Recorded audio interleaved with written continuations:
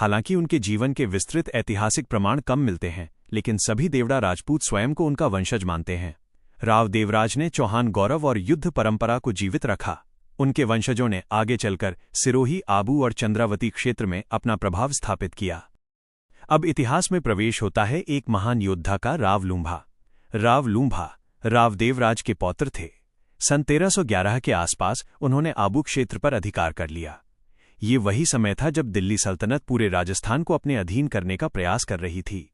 लेकिन राव लूंभा ने अपनी वीरता और युद्ध कौशल से स्वतंत्र सत्ता स्थापित की।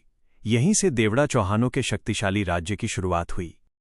अरावली की पर्वत श्रृंखलाओं में स्थित आबू क्षेत्र रणनीतिक दृष्टि से अत्यंत महत्वपूर्ण था।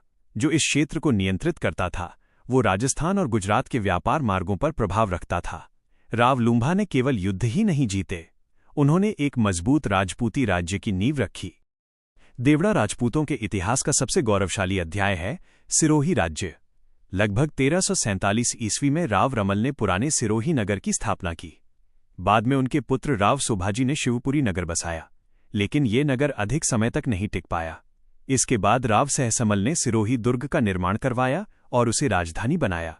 अरावली की पहाड़ियों के बीच स्थित सिरोही प्राकृतिक सुरक्षा से घिरा हुआ था। यह दुर्ग युद्ध के समय लगभग अभेद्य माना जाता था। धीरे धीरे सिरोही देवड़ा राजपूतों की शक्ति का केंद्र बन गया। देवड़ा राजपूत केवल शासक नहीं थे, वे रणभूमि के ऐसे योद्धा थे जो मृत्यु को भी हंसकर स्वीकार करते थे। राजपूती संस्कृति में 3 बातें सर्वोपरि मानी जाती थीं: धर्म की रक्षा, स्त्री सम्मान की रक्षा और शरणागत की रक्षा। देवड़ा राजपूत इन तीनों सिद्धांतों के लिए प्रसिद्ध थे।